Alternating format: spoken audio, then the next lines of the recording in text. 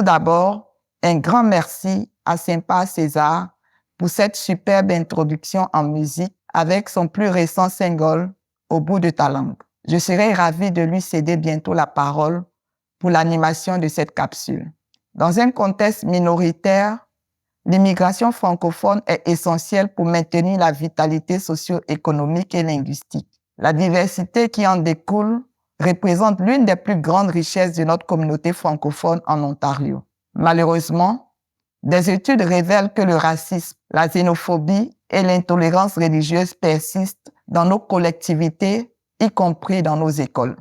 PPE a pris l'engagement de placer l'équité, la diversité et l'inclusion au cœur de ses missions. Son objectif, favoriser des communautés et des espaces scolaires inclusifs, créant ainsi une atmosphère d'échange et de célébration de la diversité.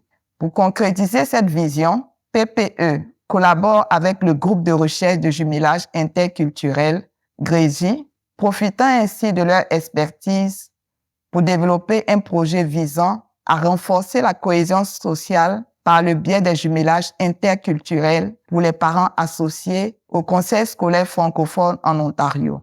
Sans plus tarder, allons à la rencontre de cette initiative qui tisse des liens durables au sein de notre communauté scolaire franco-ontarienne. Salut tout le monde, je m'appelle Sympa César et je vous souhaite la grande bienvenue à cette belle capsule. Donc, je suis auteur, compositeur, interprète et je suis fier franco-albertain. Donc, à travers mes projets communautaires et mes tournées de spectacles en musique et vraiment tout au courant de ma vie, j'ai toujours côtoyé le mélange, la diversité et les grandes variétés de la vie. Donc, c'est pour cette raison que ma chanson Au bout de ta langue se pose bien la question: comment te donner la bouchée parfaite si tu restes pris avec ta propre assiette? Donc, le thème d'échange de ces chansons-là nous apporte directement dans le vif du sujet de cette capsule aujourd'hui, le jumelage interculturel. Bonjour à vous trois. Donc, pourriez-vous, s'il vous plaît, vous présenter en premier et puis nous parler un peu à propos du GREGI? Bien sûr. Alors, je m'appelle Philippe Gagné et je suis avec mes collègues Nicole Carignan et Marie-Cécile Guillot. Le groupe de recherche sur les jumelages interculturels, c'est un partenariat entre l'Université du Québec à Montréal et le Collège Vanier. Notre mission, c'est d'organiser, de documenter les jumelages interculturels et d'aider les organismes, les institutions qui veulent en faire. Nos membres proviennent à la fois d'institutions d'enseignement, de groupes communautaires, etc. Oh, super. Merci beaucoup, Philippe. C'est beau de voir que le PPA et que le GREGI travaillent ensemble autour principalement de la communauté de parents franco-ontariennes.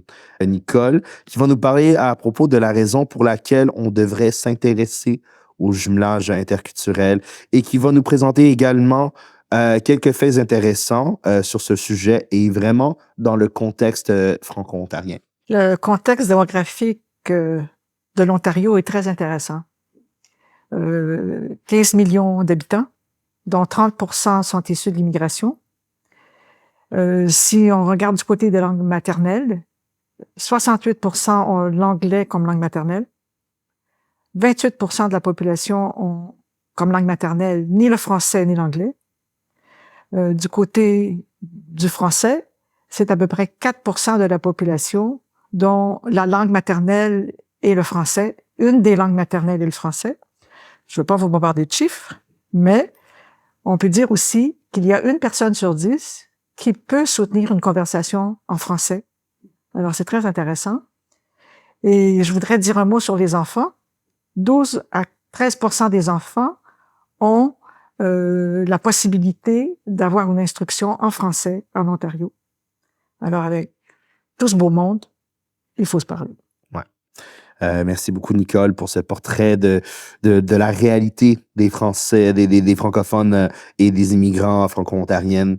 Je me retourne maintenant vers Marie-Cécile pour savoir qu'est-ce que ça mange en hiver, un jumelage interculturel.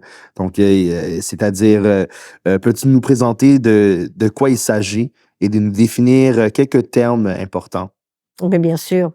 L'idée du jumelage interculturel vient d'un constat que nous avons fait à l'Université du Québec à Montréal. Dans cette université, il y a un programme de français langue seconde où sont inscrites des personnes immigrantes qui apprennent le français. J'enseigne dans ce programme. Et il y a également d'autres programmes dits disciplinaires dans d'autres domaines. Les étudiants dans notre programme de français langue seconde nous disaient on ne rencontre pas de personnes québécoises, on ne peut pas pratiquer la langue, on ne rencontre pas ces personnes. Parallèlement, dans le programme en éducation, les étudiants qui seront appelés aussi donc à travailler avec des personnes immigrantes, eh bien ces étudiants-là disaient mais on ne rencontre pas de personnes immigrantes, on n'a pas l'occasion donc de les côtoyer. Alors face à ce constat, donc ma collègue, notamment donc Nicole Carignan, donc en éducation, et moi-même, on s'est dit eh bien faut qu'on se parle, faut que ces étudiants, ces populations se rencontrent.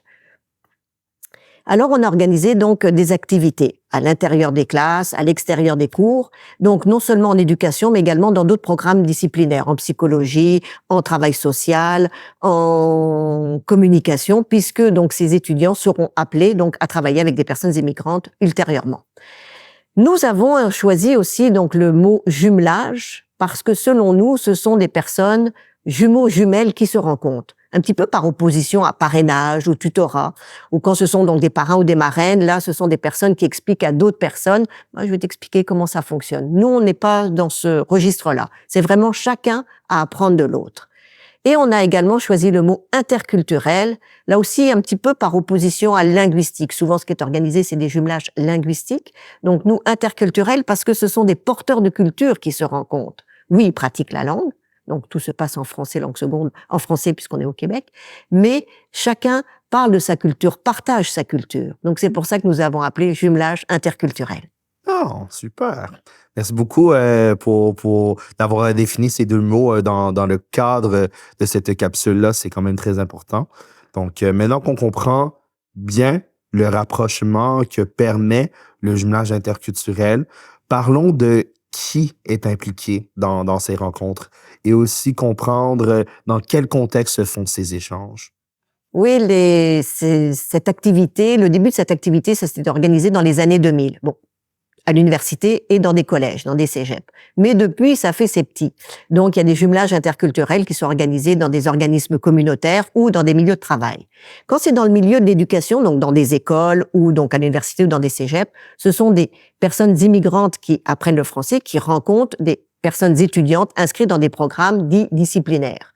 Mais quand c'est dans un organisme communautaire, ce sont là aussi des personnes immigrantes qui rencontrent des personnes qui sont intéressées à rencontrer des immigrants. Qui disent, moi, j'aimerais ça, donc partager aussi donc ma culture. Donc là, on peut organiser des jumelages aussi donc dans d'autres milieux, pas uniquement dans le milieu de l'éducation. Un grand merci à vous trois, à Philippe, Nicole et Marie-Cécile. Un autre grand merci à Marie-Florence Aboquet pour tout ce que vous avez partagé aujourd'hui. Donc, j'espère que vous avez apprécié cette première capsule sur le jumelage interculturel autant que moi. À titre informatif, j'aimerais vous inviter à suivre une deuxième vidéo qui va succéder celui-ci afin d'aller encore plus en détail dans le sujet. Donc, un grand merci à parents, partenaires en éducation, le Grégie, le Réveil, ainsi que nos bailleurs de fonds qui nous permettent de capter et partager tous ces échanges aujourd'hui. Je m'appelle Saint-Pas-César. Tout mon catalogue artistique se trouve sur toutes les plateformes numériques en ce moment. Donc, je vous invite à aller rechercher ça. Et puis, je vous revois à la prochaine capsule.